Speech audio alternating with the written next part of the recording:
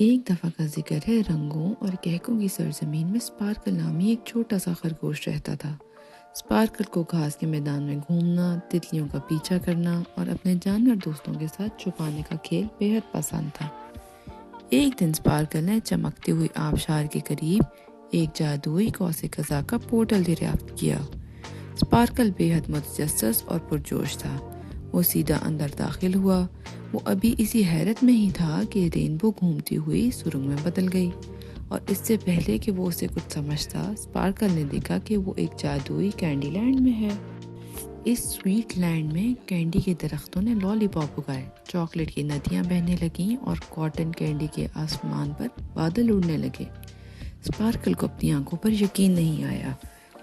اس نے مارش میلو پریوں کے ساتھ رقص کیا اور گم ڈراپ گوبلن سے دوستی بھی کی۔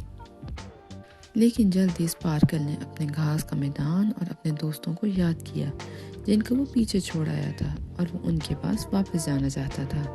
اسی وقت کینڈی لینڈ کوئن سامنے آئی، جو کینڈی لینڈ کی ایک مہربان اور عقلمند حکمران تھی۔